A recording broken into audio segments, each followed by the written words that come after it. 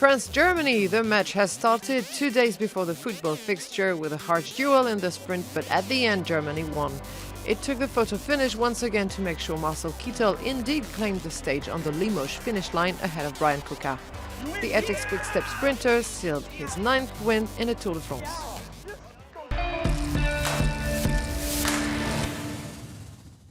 Things always come in threes. It was probably what Mark Cavendish had in mind at the start of this long day on the road. At the conclusion of the 237 kilometers to cover between SAUMUR and Limoges, the last sprint finish before the mountains was certainly an objective for yesterday's winner. But the Briton is not the only man with an appetite for victory. 4 men played their card after 20 kilometers of race, among them France's Alexis Goujat of AG2R La Mondiale.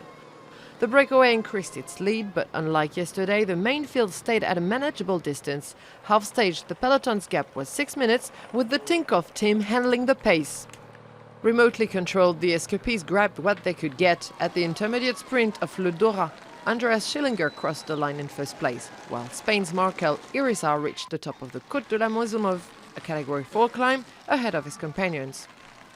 Those were consolation prizes. Once the Lotto Soudal started to accelerate for André Greipel at the front of the main field, the gap melted to 1 minute, 42 km per hour speed with 40 kilometers to go. The sprinters' teams were reassured. They literally swooped on the breakaway riders in the outskirts of Limoges. 16 years after the last stage finish in the porcelain capital city, KITTEL hit hard. No chance for Cavendish, who got locked in the back. ETIXX-QUICK steps Marcel KITTEL resisted to Bryan comeback. Another time, the Frenchman ended frustrated with a runner-up position. I'm very emotional right now. I don't know. It feels like my first stage win again, and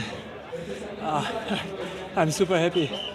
I'm very proud because the team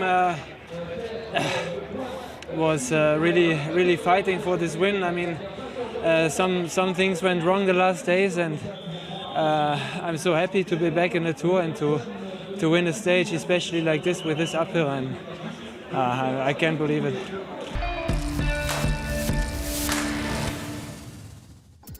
Behind the KITTEL-QUICK duo, SAGAN collected his 4th top 4 in 4 stages. On his 29th birthday, Alex Christophe ended 5th.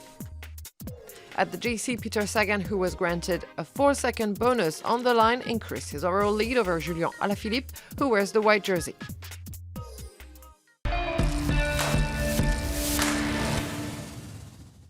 For the 3rd consecutive day, the riders will have over 200 kilometers to cover on Wednesday. However, the change of gear might be necessary as they will leave the flat for the massive Central Mountains. 4 ascents on the menu of the last 40 kilometers, of which the final climb to Le Lioran.